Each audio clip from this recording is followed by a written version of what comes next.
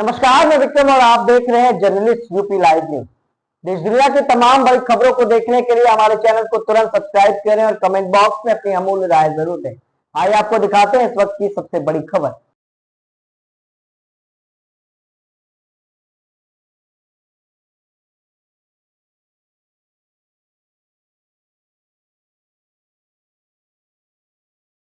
लड़ाई में, देश की अर्थव्यवस्था को बचाने की लड़ाई में, हमारे किसानों के सम्मान के लिए जो हमारे दबे कुचले हैं, जो पीड़ित शोषित लोग हैं, जो बहुजन समाज के लोग हैं, उन सबको सम्मान दिलाने के लिए जो बड़े पैमाने पर भारतीय जनता पार्टी बेरोजगारी फैला रही है, महंगाई बढ़ा रही है, हमारे बाजार को खत्म कर रही है, उस लड़ाई में हमारा साथ देने के लिए आए। मैं इन सब का बहुत बहुत धन्यवाद और आभार प्रकट करना चाहता हूं।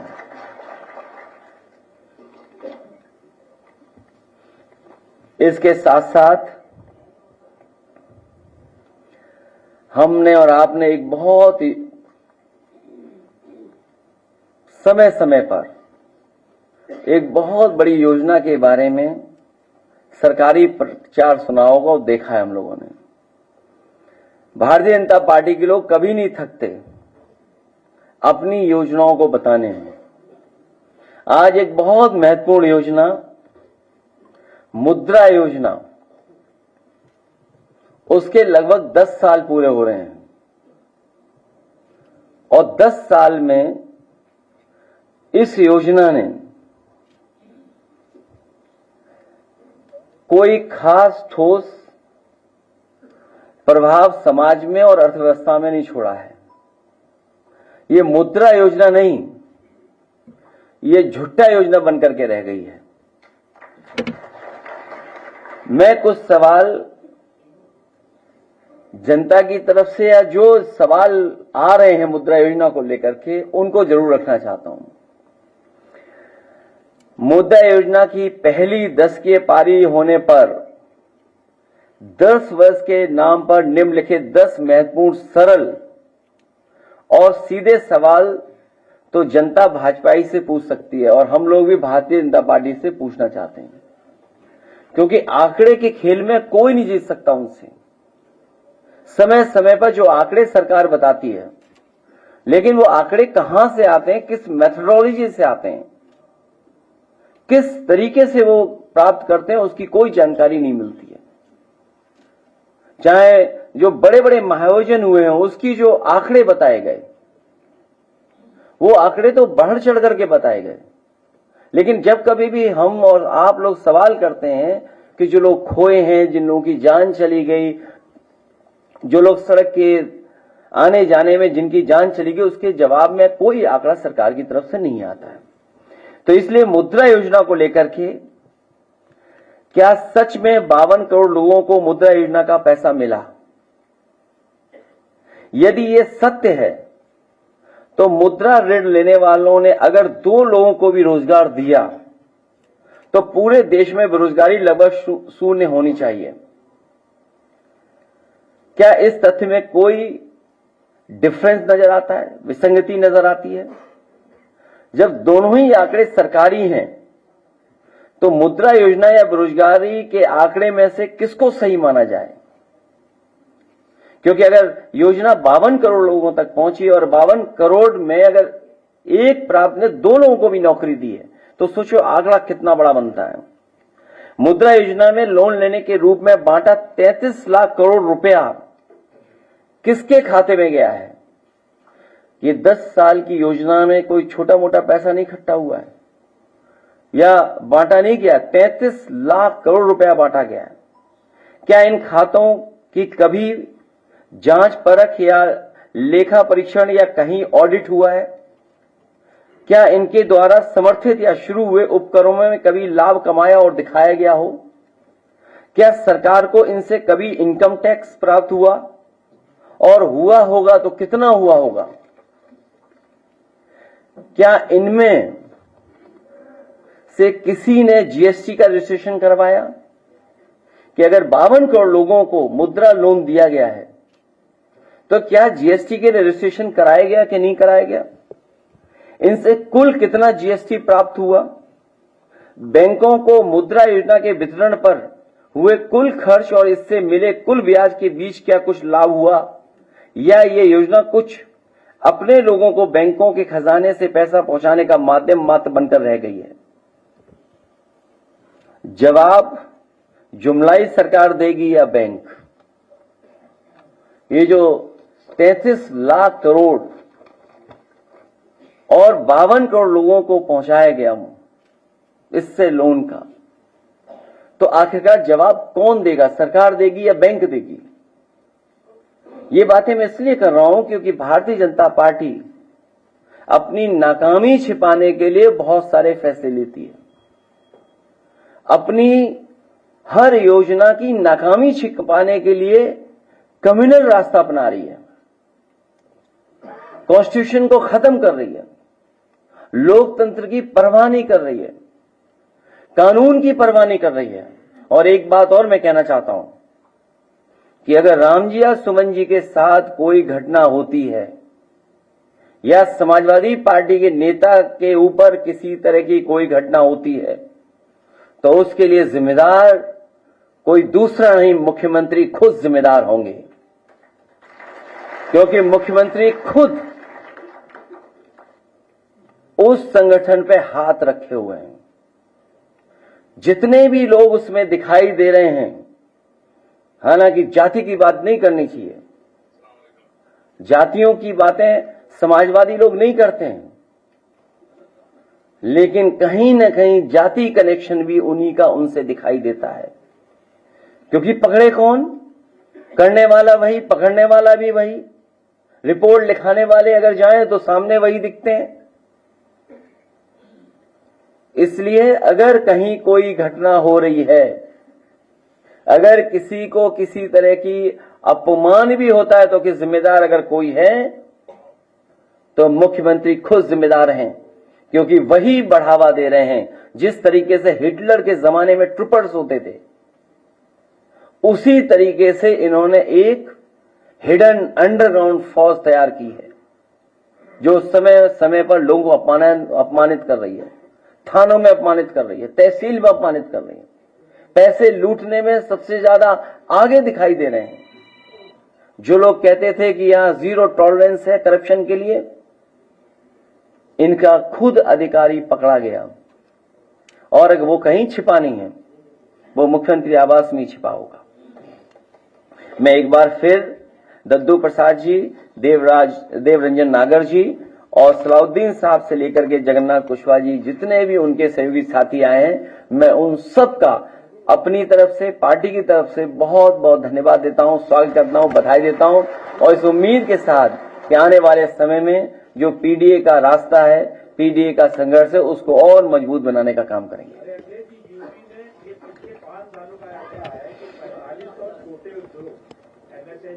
बंद हो गए, इससे 45,000 लोगों का जो है बेरोजगार हो गए, जबकि ये आंकड़ा इनका सरकारी आंकड़ा, जबकि ऐसा नहीं है। उत्तर प्रदेश में अभी एक कानपुर की फर्टिलाइजर कंपनी बंद होने की कगार पे, उसने कहा कि मैं प्लांट बंद कर दूंगा, और उससे भी काफी लोग जो है बेरोजगार हो रहे हैं। बेरोजगारी की क्या है प्रदेश में कि सरकार जो है इस पर तवज्जो न देके अपने दूसरे मुद्दों में भटका देती है। जो आप सवाल पूछ रहे हैं एमएसएमई का, ये मुद्रा लोन भी कहीं न कहीं उन्हीं कारोबारियों के पास पहुंचा होगा। सवाल तो सबसे बड़ा यही है कि अगर 33 लाख करोड़ पूरे देश में और उत्तर प्रदेश में सबसे बड़ा हिस्सा आया होगा, और उत्तर प्रदेश में एमएसएमई सबसे बड़ी संख्या में है, यही हमारी इकोनॉमी को सपोर्ट करती है इंडस्ट्री, और यही सबसे ज्यादा रोजगार और नौकरी देने का काम करती है।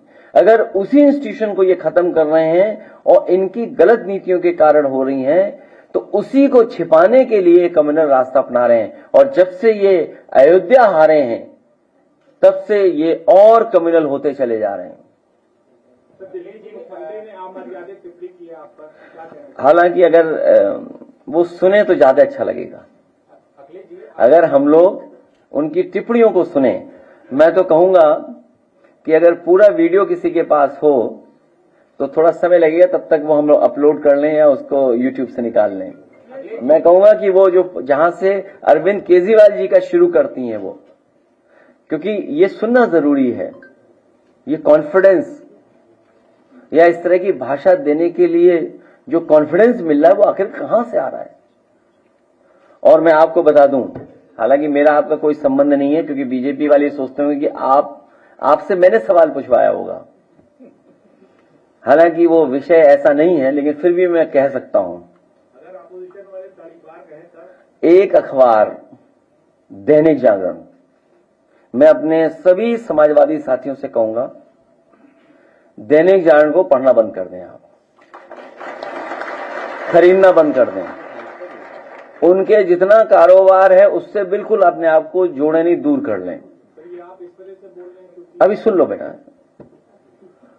क्योंकि तुम नए हो, और नया मैं इसलिए बोल रहा हूं क्योंकि पत्रकार साथी 8 बजे कोई सो के नहीं उठता। इनको जगाया गया था मेरे घर पहुंचाने के लिए। और एक और व्यक्ति है, अमरोहा का है कि मुरादाबाद का है, पत्रकार साथी जानते होंगे उसका नाम, मैं नाम स्लिप कर रहा हूं, वो दैनिक जागरण, और एक आईएएस अधिकारी अवनीश अवस्थी। मुझे कोई संकोच नहीं है, एक आईएएस अधिकारी अवनीश अवस्थी, उनके इशारे पर, मुख्यमंत्री के इशारे पर, ये जो टर्म आज मुख्यमंत्री यूज कर रही है, जो आप सवाल मेरे से पूछे हो, इस सब ने मिलकर के साजिश रची थी। और ये पीडीए परिवार के लिए कोई नई चीज नहीं है, इनको अपमानित होना ही पड़ता है। कोई ऐसा पीडीए परिवार का यहां बैठा ये नहीं कह सकता है कि समाज में कभी न कभी वो अपमानित न हुआ हो। उन्हें अपमानित होना ही पड़ता है। ये हम लोगों की लंबी लड़ाई है। और एक कोई मनु गड़बड़ आए थे, उन्होंने ये व्यवस्था की जिसकी वजह से हमें आज भी अपमानित होना पड़ रहा है। कोई ये मनु महाराज गड़बड़ कर गए जिसकी वजह से आज भी हम लोगों को अपमानित होना पड़ रहा है। और अगर वीडियो आ गया हो तो जरूर दिखाइए, ये चाल चरित्र और चेहरा भारतीय जनता पार्टी का दिखाई देगा आपको स्क्रीन पर।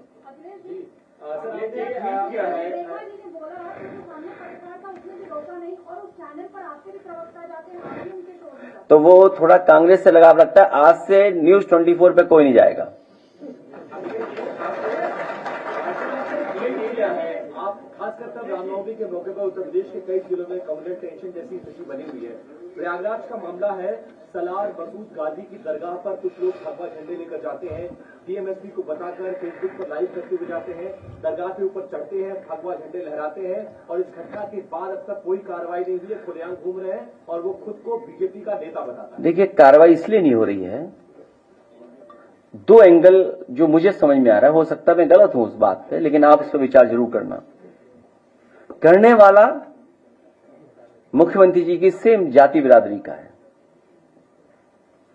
इसलिए उसको इम्यूनिटी है किसी चीज को लेकर के। न एसओ कुछ बोलेगा, न एसपी बोलेगा, न डीएम बोलेगा, न कमिश्नर बोलेगा। इसीलिए हम लोग कहते थे कि संविधान खतरे में, कानून खतरे में। ये बाबा साहब भीमराव अंबेडकर जी का जो संविधान है, ये हमारी ढाल है, हमारी संजीवनी है, हमें सम्मान दिलाता है। उसी को खतरा पैदा कर रहे हैं। सोचिए, कोई कल्पना कर सकता है कि एक डेमोक्रेटिक कंट्री में, कॉन्स्टिट्यूशनल, जहां कॉन्स्टिट्यूशन हो, जहां कानून हो, जहां शपथ ली गई हो, वहां पर कोई झंडा लेकर के इस तरह का व्यवहार कर ले, और फिर पुलिस जो देख करके टांग पे गोली मार देती है।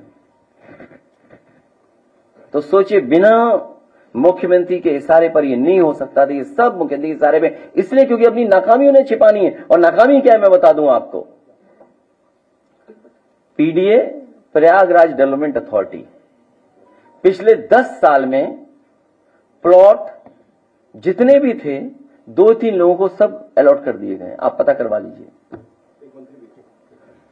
मंत्री तो सब ले लिया है। वीडियो आ गया। तो आप, अब हमारे पत्रकार साथी धन्यवाद कि भारतीय जनता पार्टी का चाल चरित्र चेहरा दिखाने के लिए। किसके? नहीं, पीडीए वाले, पीडीए वो है डेवलपमेंट अथॉरिटी है, उसमें सुनने में आया कि अभी मैं जानकारी कर रहा हूं, अभी जानकारी कर रहा हूं कि आखिरकार वो किसको सब दिया जा रहा है। ये सब इसलिए दिया जा रहा है कि उसकी जानकारी किसी को ना हो। भाई, कुंभ में जो लोग चले गए उनकी संख्या क्या है, मर गए, उनको मुआवजा नहीं दे रहे हैं आप। नहीं, ये नहीं दिखाइए, वो दिखाइए जो रियल इंटरव्यू है न्यूज 24 का। अगले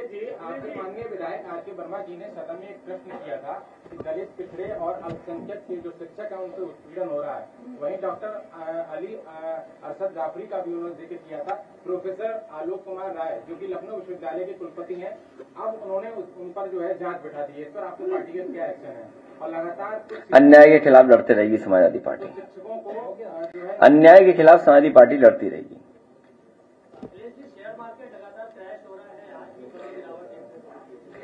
जब अमेरिका से आप कुछ कर ही नहीं सकते हैं। मैंने आपको इसीलिए क्या, मुद्रा योजना नहीं, ये झुट्टल योजना है। और फिर इकोनॉमी बचाने का काम होना चाहिए। जो इकोनॉमी गिर रही है और अब संभलने वाली नहीं है, इसलिए नहीं संभलेगी कि जो अमेरिका जैसा देश आप पे इस तरह की पाबंदियां लगा रहा है और आपने मैन्युफैक्चरिंग सेक्टर के लिए कुछ नहीं किया, कुछ लोगों को लाभ पहुंचाया होगा। जब आप इन्वेस्टमेंट में ही पैसा ले रहे हो, इन्वेस्टमेंट कैसे आएगा? तो आपकी इकोनॉमी कहां है? आपको अपनी इकोनॉमी बेहतर करने के लिए अमेरिका से कुछ सीखना पड़ेगा। आपको भी चीन पर पाबंदियां लगानी पड़ेंगी। क्या सरकार पाबंदियां लगाएगी?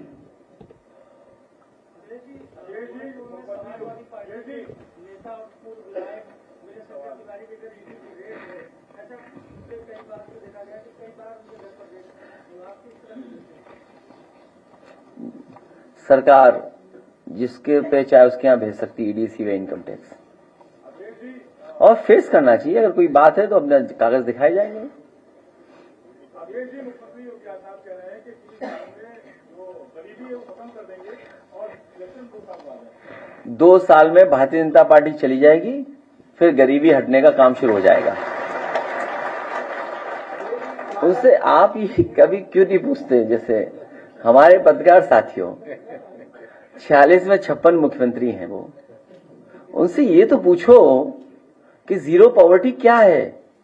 कि केवल अधिकारियों ने बता दिया या ये इकोनॉमिस्टों ने बता दिया कि ये जीरो पॉवर्टी की लाइन है, इस पे आप बोलिए और इससे जीरो पॉवर्टी हो जाएगी। कैसे जीरो पॉवर्टी है? और वो सरकार पॉवर्टी खत्म करना चाहती है जो अभी तक ये न बता पा रही हो कि जिन लोगों को राशन दिया जा रहा है, जिन लोगों को राशन दिया है, उनकी पर कैपिटा इनकम क्या है? भाई जो राशन जिनको दिया जा रहा है, हम लोग भी उत्तर प्रदेश में लगभग 12 करोड़ लोग पा रहे होंगे राशन, 15 करोड़। अगर 15 करोड़ पा रहे हैं तो इन 15 करोड़ लोगों का पर कैपिटा इनकम क्या है? तो जीरो पॉवर्टी तो तब हम डिस्कस करेंगे। केवल कह देना कि हम गरीबी हटा देंगे 2 साल में, अरे 2 साल में तो अभी चले जाओगे आप खुद ही। जो सरकार किसानों के लिए कुछ न कर पा रही हो, पैदावार की सही कीमत न दे पा रही हो, नौकरी रोजगार न दे पा रही हो, महंगाई पे कोई नियंत्रण न हो, मुनाफा कमाने दे रहे हो, जीरो टॉलरेंस, सोचो लॉ एंड ऑर्डर पे क्या है? सीधी लोग सरकार को गोली मार रहे हैं, जो हत्या हो रही है, चाहे देवरिया हो, गोरखपुर हो। आप खुद देखिए, रिकॉर्ड उठा करके देखिए। जब मुख्यमंत्री जी उत्तर प्रदेश से, राजधानी से गोरखपुर जाते हैं और गोरखपुर से लौट के आते हैं, तुरंत हत्या हो जाती है आसपास वहां। कोई विजिट ऐसी नहीं बची होगी जिसमें मुख्यमंत्री खुद गोरखपुर गए हो और हत्या न हुई हो वहां। कब लौटे बताओ? और कब हुई हत्या बताओ? और परसों ही लौटे होंगे। नहीं, जब लौटे तुरंत हत्या हो जाती है वहां। ये पूरा उत्तर प्रदेश गोरखपुर रूल कर रहा है। आप जानकारी करिएगा, पूरा उत्तर प्रदेश गोरखपुर के लोग रूल कर रहे हैं। जो गोरखपुर में रहा होगा, सिपाही भी, चौकी भी, वो भी। अब देखो, भारत समाचार दिखाई दे रहा हमें, तुम्हारे पत्रकार के साथ कुछ व्यवहार खराब हुआ, सुना हमने है? भारत समाचार, तुम्हारे किसी पत्रकार के साथ व्यवहार खराब हुआ किसी जिले में? हाँ हुआ, देखिए। अपनी खबर इनको नहीं पता।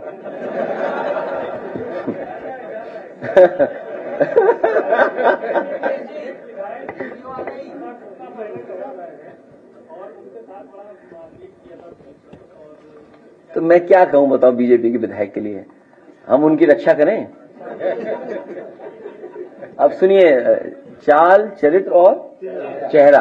अब आप देखिए, आवाज तेज कर देना। उस नेताओं के नाम लूंगा, आपके जहन में जो पहला शब्द या पहली लाइन आती है आपको मुझे वो बताना है। अब नाम तो लो। अरविंद केजरीवाल। झूठा। आतिशी। बेवकूफ। बेवकूफ। उनको यही नहीं पता कि वो कहाँ जा रही है। जनता ने उनको मौका दिया है, दोबारा जीत के आई है। शांति से अपना काम करो ना, जीवन करो। काहे केजरीवाल की राह पे चल रही है? भगवंत मान। No comment. राहुल गांधी। ये भी उसी कैटेगरी में है। मतलब राहुल गांधी तो लीडर है ही नहीं। 99 सीट आई है इस बार। हाँ, तो उनके लिए थोड़ी ना, ये कांग्रेस का जो नाम पुराना है, पुरानी लीडरशिप जुड़ी है। लोग आज भी कांग्रेसी हैं। वो जो जिसे स्वतंत्रता के संग्राम से जुड़े हुए लोग हैं, उनको आज भी सब कांग्रेसी हैं, क्योंकि तब कोई और पार्टी होती नहीं थी। ओके। प्रियंका गांधी। प्रियंका गांधी सो मतलब good for nothing. Kanhaiya Kumar. हाँ, देश तोड़ो। नरेंद्र मोदी। देश जोड़ो। देश जोड़ो। अमित शाह। गजब है, गजब शानदार। ऐसे नेता जो डेयरिंग है, बिल्कुल जो कर पाने की, जिसके अंदर सारी हदें पार करके भी सच के साथ खड़े रहने की ताकत है। दोनों में ज्यादा कड़क कौन है, मोदी जी और अमित शाह में? संसद में तो अमित शाह जी ज्यादा कड़क दिखते। दोनों है, दोनों अपने फर्म हैं डिसीजंस को लेकर के। चीजें कोई दिखाता है, दिख जाता है, कोई दिख नहीं पाता है। ओके। मोहन भागवत। आदरणीय। अखिलेश यादव आए थे दिल्ली में प्रचार करने। टूटी चोर। कपिल मिश्रा आपके मंत्री। ईमानदार, बस कर दो। सच के साथ जूझने की ताकत। अब बाकी आप समझ लो, हमें कुछ नहीं कहना। आप भाई ये बता, हम लोगों का अगर ये दद्दू प्रसाद जी हैं, ये किसी मंदिर चले जाए तो मंदिर गंगा जल से धोया जाएगा। ये सच है, स्वीकार करो चाहे ना करो। और मैं चला गया था एक मंदिर में, वहां के ब्राह्मण मना कर रहे थे कि मत धो मंदिर, लेकिन भारतीय जनता पार्टी ने पूरा मंदिर धोया गंगा जल से। और हमारे पत्रकार साथी जो जानते होंगे कि मुख्यमंत्री आवास जब खाली हुआ, वहां भी गंगा जल से धोया गया था। तो ये जितने बैठे लोग हैं, अगर ये मंदिर चले जाए तो इन गंगा जल से धोया जाएगा। आप लोगों के प्रति नफरत दर्शाती है? मैं कुछ नहीं कहूंगा, मैं कुछ नहीं। नफरत दर्शाती है सरकार की कि पीडीए और विपक्ष के नेताओं से नफरत की जा रही है। नहीं, पीडीए के लोगों को ये परेशानी, ये तकलीफ हमेशा उठानी पड़ती है, इसीलिए हम लोग एकजुट हो रहे हैं। मैंने पिछली बार भी सवाल किया था पत्रकार साथियों से कि मुख्यमंत्री जी कह रहे थे कि 80-20 की लड़ाई है, तो मैं जानना चाहूंगा मैं 20 में हूं कि 80 में हूं। और मैं उन्हें बताना चाहता हूं, दूसरी बात बताना चाहता हूं, अगर 80-20 की लड़ाई का गणित उनके पास है तो ये लड़ाई 80-20 की नहीं है, ये लड़ाई 90-10 की है। पीडीए जिंदाबाद, पीडीए जिंदाबाद,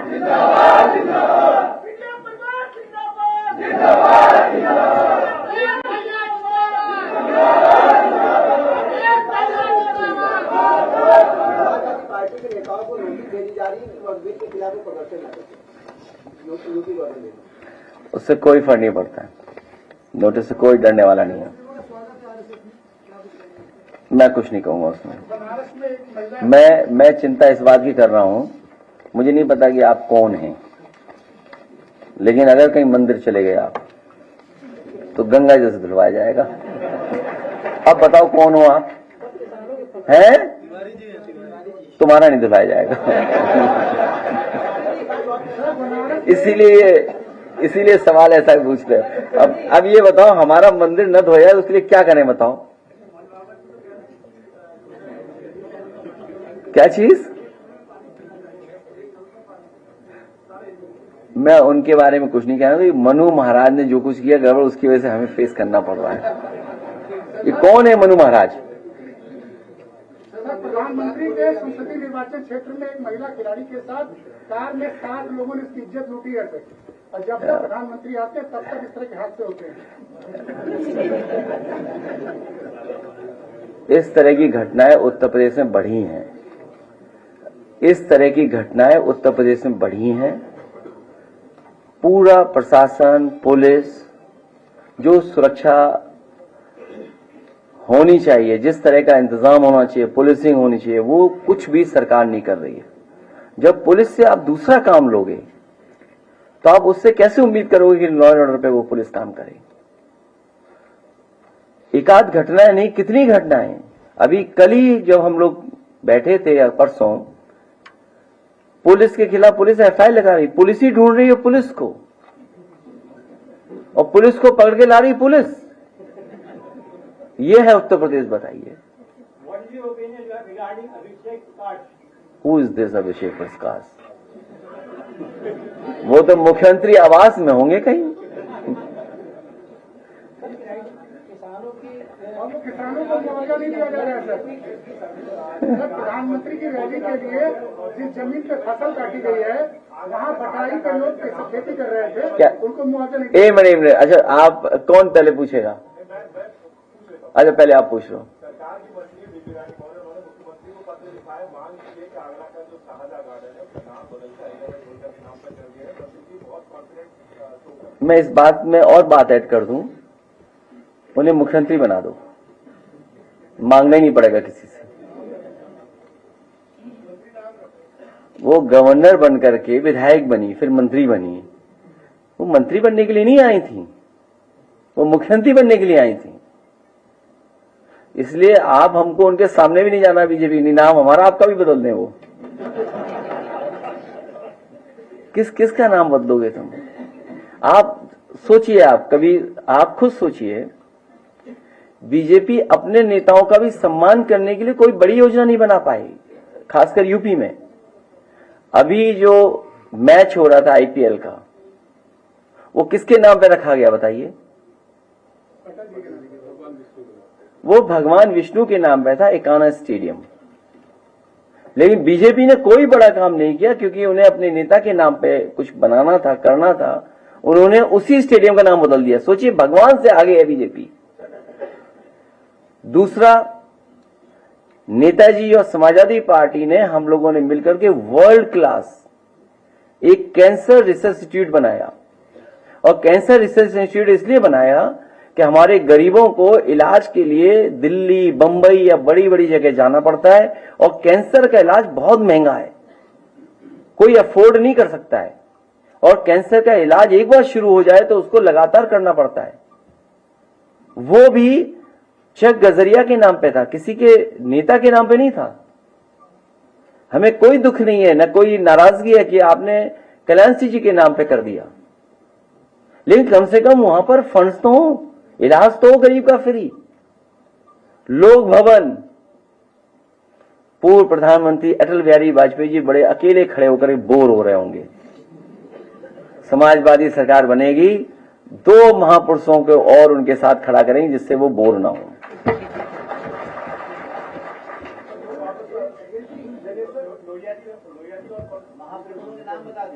वो बता चुके, तो अपना तुम्हारा निकाल लेना आर्काइव से। ये भी नया आया पत्रकार, बहुत दिनों बाद आया या नया आया? नए आए हो? कितने दिनों से आ रहे हो? वो पहले 2 साल पहले हुआ होगा, 2 साल पहले ये बात हुई होगी। 2 साल पहले नहीं आए होगे। हाँ, 2 साल पहले नहीं आए होगे। बनारस में जो मुआवजा दिया गया है, जिसके नाम जमीन उसको दिया गया है, लेकिन उस जमीन पे लोग बटाई पर खेती कर रहे थे, उनको मुआवजा नहीं दिया गया है। तो ये एडमिनिस्ट्रेशन को देखना चाहिए। एडमिनिस्ट्रेशन को ये कम से कम ध्यान देना चाहिए कि जो बटाई पे जो लोग लिए उनका नुकसान ना हो, और आय जितनी दोगुनी की बात की उतनी उनको दे पैदावार की पैसा।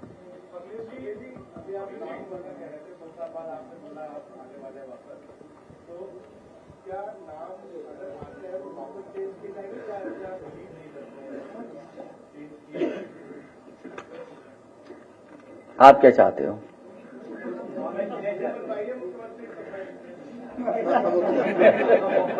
सभासद से शुरू करो,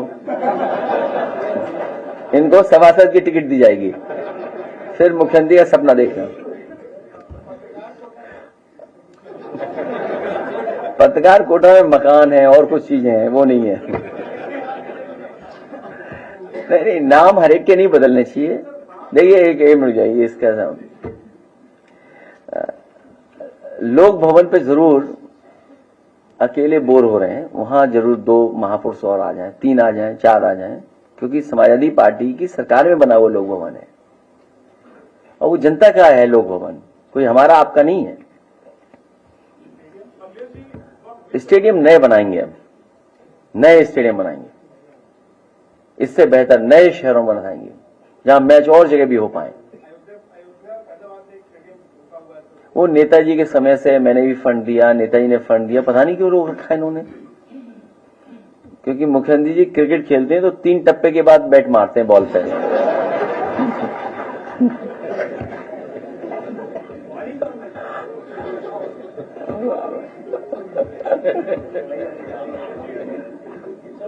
चले फिर जाए, अब हम लोग जाने दें, जाने आप बताओ। हाँ हाँ, आपने जलेश्वर में स्मारक बनवाया है, अभी पिछली पता नहीं आप गए कि नहीं, वहाँ पर तमाम ऐसी जगहों पर जहाँ एक पेड़ भी लगा है, वहाँ राजनाथ सिंह जी और मुख्यमंत्री जी के नाम के बड़े बड़े बोर्ड लगे हुए हैं, जबकि आपका नाम एक ही जगह पूरे पार्क में, जो कुछ बनवा रहे हर जगह के बोर्ड लगा है। देखिए, राजनाथ सिंह जी के नाम के अलावा सब नाम हटा दिए जाएंगे। देखिए, इन्हें पेड़ पौधों से कोई शौक नहीं है, सरकार को कोई दिलचस्पी नहीं है। अभी मैं कल या परसों कल इनफैक्ट अंग्रेजी अखबार में अहमदाबाद का जो रिवर फ्रंट बना है उसके 2nd और 3rd फेज का काम शुरू होने जा रहा है, और जो 2nd 3rd फेज का काम शुरू होने जा रहा है वो सिंगापुर की कोई कंसल्टेंट कंपनी है, उसके माध्यम से काम होने जा रहा है और वो अपना काम आगे बढ़ा रहे हैं। लेकिन आपका one of the best river front है, मैं आज भी कहता हूं, ये रिवर फ्रंट एग्जाम्पलरी काम है दूसरे स्टेट्स के लिए और दूसरे सरकारें जो काम करना चाहें उनके लिए, जो आपका गोमती रिवर फ्रंट है। और गोमती रिवर फ्रंट उनके अपने रिवर फ्रंट से कई सुंदर है, अच्छा है और एक्टिविटी ज्यादा है। यहां पर जो डिजाइन है उसमें एक्टिविटी ज्यादा है, लेकिन आपका नहीं चल रहा, आपका बंद हो गया। और सुनने में आ रहा है यहां के फुब्बारे चोरी होकर के गोरखपुर में लगा दिए गए हैं। इसकी जांच पड़ताल हमारे पत्रकार साथी जरूर करना कि जो फुब्बारे यहां आए थे वो चोरी करके गोरखपुर पहुंचा दिए गए हैं। और जो नाव की बात है वो प्रयागराज गई है। जो वाटर बस थी जो गोमती के लिए लाई गई थी, गोमती में लाई गई थी, वो वाटर बस थी, तो वो मैंने खुद देखा, वो प्रयागराज में चल रही थी। संजय निषाद ने अमेरिकी टैरिफ नीति पर और जदू प्रसाद के ज्वाइन करने पर प्रतिक्रिया दी है, दोनों बोल रहा है। उनका कहना है जदू प्रसाद के लिए कि नेताओं के आने से वोट बैंक साथ नहीं आता। क्या नेताओं के आने से वोट बैंक साथ नहीं आता? संजय निषाद ने ये बात तो ठीक कह रहे हैं, ये बात तो ठीक कह रहे हैं। संत कबीरनगर का परिणाम देख लिया उन्होंने शायद, संत कबीरनगर का परिणाम। और कभी कभी जहां से बनाए गए होते हैं उनके लिए आरोप नहीं लगाना चाहिए। एमपी समाजवादियों ने बनाया था, कंफ्यूजन ना हो उनको। अब वो बीजेपी नहीं छोड़ सकते हैं। बीजेपी ऐसी पार्टी है, एक बार पकड़ लेती है फिर बीजेपी नहीं छोड़ सकती। आपको अपना सिद्धांत, कार्यक्रम, योजनाएं छोड़नी पड़ेंगी। बीजेपी नहीं छोड़ सकते आप आरक्षण वाली लड़ाई छोड़ दोगे, सम्मान वाली लड़ाई छोड़ दोगे, गंगा जल से नहाने वाली लड़ाई छोड़ दोगे।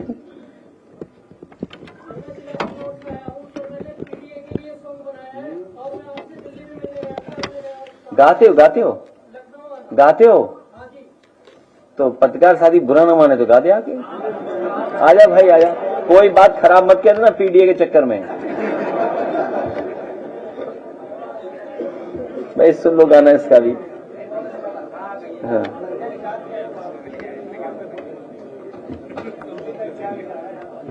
मैंने आपसे कहा बीजेपी ऐसा जकड़ लेती है कि अपना आरक्षण आंदोलन, आओ बेटा यहाँ माइक पे गा दो। अच्छा गाना, पेन ड्राइव है?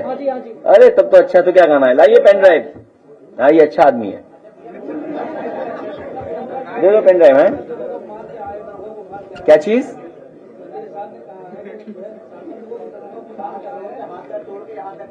अरे छोड़ी पुरानी बातें,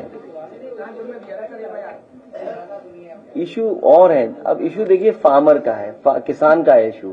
किसान दुखी बैठा है, बताओ। इटावा में टमाटर पे वो चला दिया उसने। हाँ सोचिए आप, टमाटर है, कोई व्यवस्था नहीं। अभी गेहूं नहीं खरीदा जा रहा। आप बताओ गेहूं कौन खरीदा? प्राइवेट कंपनियां खरीद रही है। सरकार प्राइवेट से खरीदवा रही है। और तर्क क्या दे रही है? क्योंकि मार्केट में वैल्यू ज्यादा मिल रही है किसान को, इसलिए प्राइवेट में जाने दो। क्योंकि उन्हें उसकी वजह से नहीं, जो आप आटा खरीदोगे मुनाफा प्राइवेट कंपनी आटा से कहेंगी, जो पैक्ड आटा है। बड़ी बड़ी कंपनियां जो आ गई हैं आटा बना रही हैं, तो वो मुनाफा सरकार कमाने दे रही है। यही व्यवस्था खराब है। जो आप कह रहे थे अपनी अर्थव्यवस्था को कैसे संभालोगे, हमें आपको मिलकर के अपनी अर्थव्यवस्था सुधारनी पड़ेगी।